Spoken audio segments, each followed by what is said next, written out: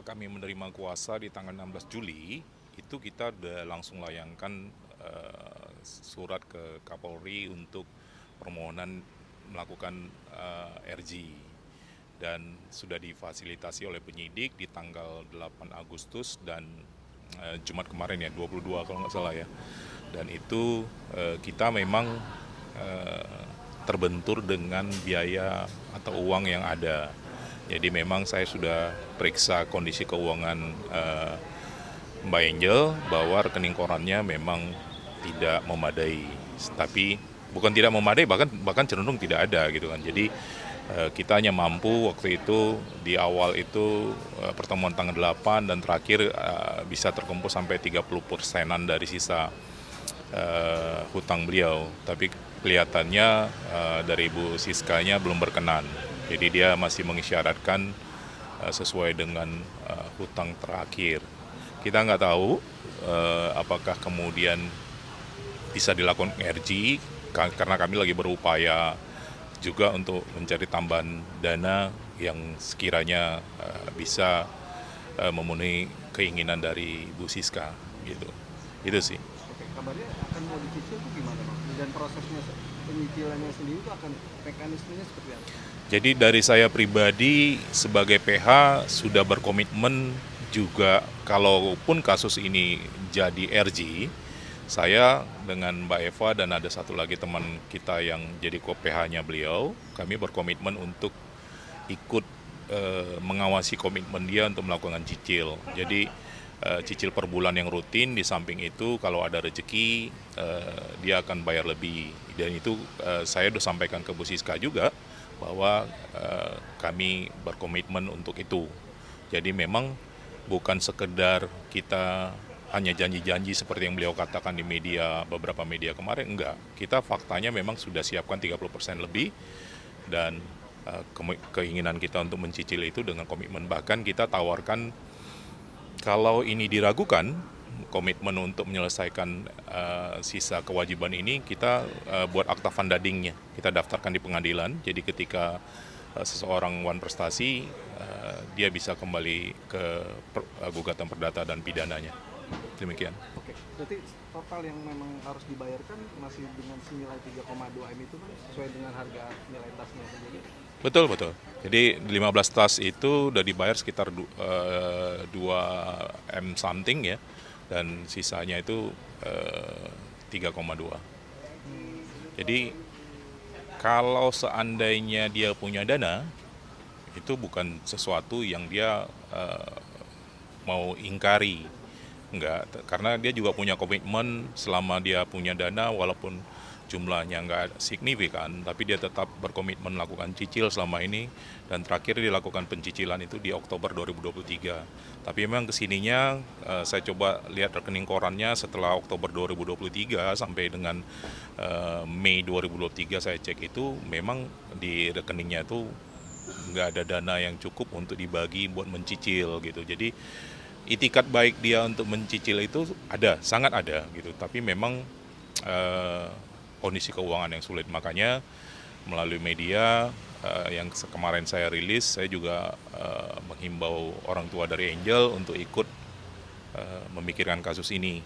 Kami bersedia komunikasi dengan beliau untuk mencari way out yang lebih baik. Itu sih. Oke, Bang, tapi kan maaf ya, Bang, artinya keuangan yang tadi Abang bilang dari keuangan dari Angel sendiri tidak cukup gitu, dan apa jaminan mungkin selain mungkin orang tuanya juga akan membantu, jaminan yang artinya bisa memberikan kepercayaan untuk Bu Siska sendiri sebagai korban? Baik, saya nggak bisa ungkap di media secara terbuka, tetapi lewat penyidik dan ke Bu Siska langsung sudah ada langkah hukum yang kami sampaikan untuk membackup komitmen ini. Jadi itu yang kami sampaikan dari PH dan itu sudah didengar langsung penyidik, tapi kelihatannya itu bukan suatu hal yang membuat Bu Siska itu happy. Tapi dari kacamata hukum kami, langkah backup yang kami lakukan itu merupakan 100% garansi bahwa komitmen ini akan berjalan. Itu sih. Tapi nggak bisa di BBM, Bang, artinya? Karena ini menyangkut pihak ketiga. Ketika nanti memang ini sudah berjalan, saya akan rilis dan kalian bisa tagih saya kalau ini berjalan. Tapi kuasa untuk langkah hukum berikutnya itu sudah saya pegang, tim sudah pegang dari PH kita, dari law firm kita sudah jalankan. Tapi intinya yang saya mau sampaikan adalah saya minta tolong kepada teman-teman media bahwa kasus ini tidak kasus pengulangan, tapi kasus ini adalah sama dengan ketika Mbak Angel menjalani kurungan badan di tahun 2018. Beliau kan sempat masuk 10 bulan, dan kasus itu satu kesatuan. Jadi bukan ada beberapa media yang saya sayangkan sampai nulis nggak ada kapoknya, menipu lagi. Case-nya beda padahal, Pak.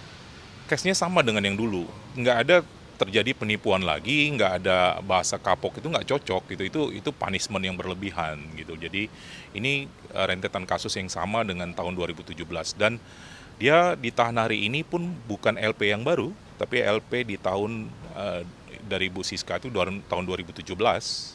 Jadi bukan LP baru. Jadi mohon kepada teman-teman media kalau menulis, saya mohon banget tulislah secara objektif bahwa Mbak Angel ini bukan melakukan penipuan lagi, bukan melakukan penggelapan lagi, nggak ada transaksi tas branded setelah kejadian waktu itu. Jadi ini kasusnya sama dengan waktu di 2017, dan LP sekali lagi LP Mbak Siska, Ibu Siska itu adalah LP di tahun 2017 gitu. Dan Mbak Angel sudah dijadikan TSK itu dilakukan pemanggilan TSK di Juni 2024. Dan kebetulan kemarin itu ada miss mungkin dari penyidik, karena surat panggilan sebagai TSK itu dikirim ke Semarang. Sementara Mbak Angel itu ada di Jakarta. Jadi miss, kemudian waktu itu kami belum menganggap waktu itu belum serius, masih bisa dibicarakan damai, sehingga saya bilang jangan buang-buang waktu, nggak usah nunggu kami sebagai PH, dan saya bantu kirim draftkan surat untuk menunda pemeriksaan. Dan tanggal 16 beliau hadir diperiksa, dan itu tindakan yang baik menurut saya. Dia patuh hukum atas panggilan itu, dan dia kooperatif, nggak berusaha melarikan diri, dan setelah diperiksa dia dikeluarkan surat penahanan. Dan itu pun kami tidak melakukan protes apa-apa, dan kami mengamini saja bahwa dia untuk ditahan, karena itu kan sifatnya subjektif penyidik. Jadi kami nggak perlu menanggapi apa-apa tentang penahanan tersebut. Oke. Bang, untuk mekanisme, sorry Bang, tadi untuk masalah nominal cicilannya sendiri itu dibayar per bulan dan berapa jumlah cicilan dibayar per bulan? Mau jawab? Ya, mungkin izin saya menjawab, karena memang belum ada pembicaraan sampai ke sana dengan Bu Siska sendiri. Jadi dari kami pun belum ibaratnya menawarkan beberapa opsi yang memang sudah kami dapat kisi-kisinya dari klien kami gitu kan. Karena kalaupun dari Bu Siska sudah membuka ruang mediasi itu ataupun RJ terpenuhi, ya barulah kita ibaratnya akan menawarkan beberapa opsi yang memang diberikan dari Mbak Angel itu sendiri gitu sih. Oke. Berarti memang sampai detik ini belum bertemu Bang sama Bu Siska, atau mungkin penasihat hukumnya atau pihak terkait? Dengan Bu Siska udah ketemu 2 kali, di tanggal 8 Agustus dan tanggal 16 ya. 16. 16 Agustus ya? Ya, hari Jumat. Ya. Satunya 8. Tanggal 8 dan Jumat kemarin 1. Oke, tapi Ya. sampai detik ini Beliau hadir. Beliau artinya beliau belum memberikan lampu hijau gitu untuk akhirnya. Kalau kalimat beliau kan bilang dia sudah memaafkan, dia bersedia untuk berdamai, tapi kelihatannya tetap dari Bu Siska menginginkan 3,2 itu langsung dibayar. Nah, kalau kita mampu, nggak mesti ada kasus ini sampai Angel ditahan. Kalau Angel punya uang, saya orang pertama ketika menerima kuasa ini, saya bertanya, ada nggak aset kamu yang bisa kita jual untuk bayar utang ini gitu. Faktanya memang nggak ada, karena saya udah cek semuanya, kita cek juga aset-aset dia, dan memang nihil gitu. Jadi mau diapain gitu. Jadi akhirnya kita mencoba ajak beberapa teman yang peduli, kita coba menghubungi adik beliau lewat seseorang, dan adiknya terakhir itu dari RJ pertama, RJ kedua adiknya gadaikan mobil untuk nambahin gitu kan. Dan itu fakta bahwa tidak bukan cerita yang kita karang-karang biar biar orang peduli kepada mbaknya, enggak, tapi memang adiknya itu menggadaikan mobil dan dapatlah waktu itu tambahannya sekitar 300 juta, makanya kita bisa sebutkan itu sekitar 30% lebih untuk bayar di pertama. Bang, berarti memang sejauh ini udah mungkin bisa dibilang beberapa tahun belakang ini Mbak Angel sendiri tidak ada pemasukan, dalam arti keuangannya terseok-seok atau seperti apa sih Bang? Atau mungkin benar-benar tidak ada pemasukan sama sekali gitu, atau sampai akhirnya tidak bisa. Ya ini saya harus klarifikasi ya. Beberapa orang kan di media nyebutkan, wah nggak mungkin lah hidupnya kan hedon gitu, masa nggak punya uang. Saya menjawabnya begini, Mbak Angel itu kan berusaha supaya dapat endorsement. Tentunya sebagai endorser, dia akan berusaha membangun citra. Ya, ketika dia membangun citra itulah orang menganggap dia hedon.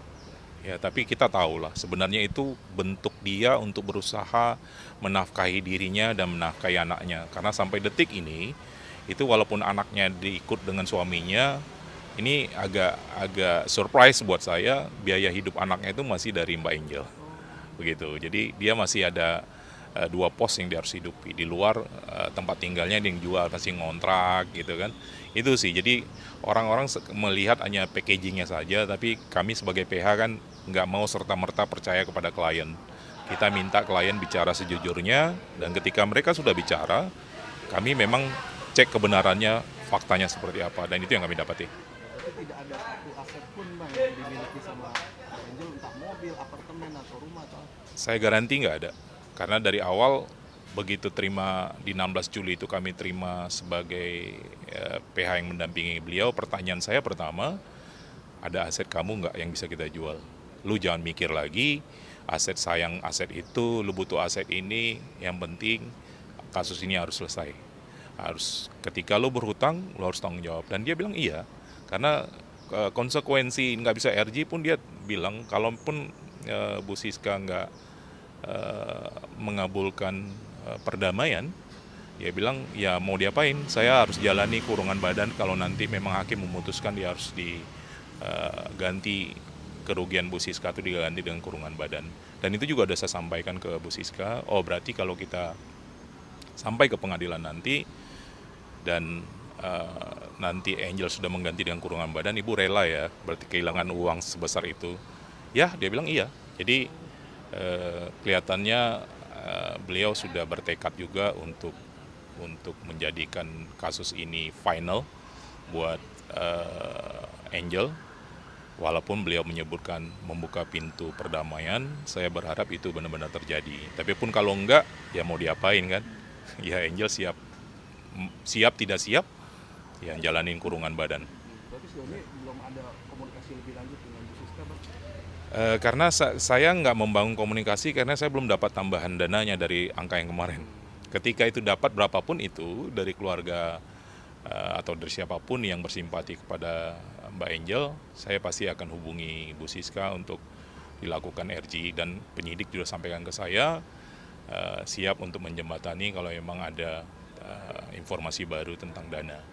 Demikian sih. Oke, berarti terakhir kemarin memang Angel ini tidak menerima job, atau mungkin kan yang kita tahu Angel mungkin bisa dibilang jadi public figure, seperti main di layar lebar atau sinetron atau apa. Nah belakangan mungkin dia tidak menerima job sama sekali, artinya cuma hanya mengandalkan dari endorse yang masuk aja, terus seperti apa? Ya, yang saya tahu imbasnya kasus ini di 2018 itu, selain memang dia menjalani kurungan tahanan di Jogja itu kan, kemudian dia harus memang beberapa kali mendatangi agenda persidangan ya sebagai saksi dari salah satu ya korban juga. Kemudian di tahun 2023 yang kita tahu secara bersama kan mengalami insiden kecelakaan yang cukup hebat juga. Dan itu kan juga mengakibatkan harus pemulihan lama yang cukup lama juga. Dan dari situ juga memang banyak ibaratnya beberapa produk yang mau tidak mau harus meng-cancel kan beberapa pekerjaan, dan itu juga berimbas juga ya kepada cicilan yang harus dibayarkan juga kepada Bu Siska. Karena kan memang itu fakta ya, tidak dibuat-buat untuk peristiwa kecelakaan itu, dan bahkan sampai 2 asistennya pun juga terikut imbasnya kan dalam kecelakaan tersebut. Gitu. Saat ini kondisi di Angel sendiri, Angel, Ya nggak ada yang happy ketika kebebasannya dibatasi.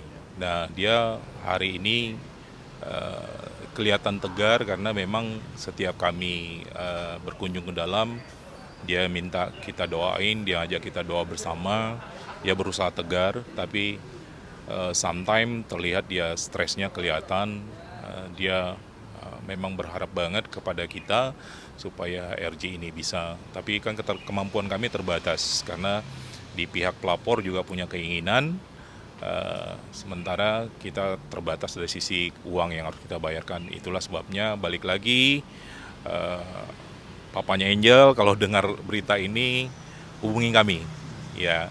Jadi kita bisa diskusi Om dengan baik supaya ada way out. Jadi nggak usah takut dengan PH. Kami bukan PH yang mungkin kalian punya trauma di tahun 2018. No, kami justru berusaha menyelesaikan masalah tanpa masalah. Demikian.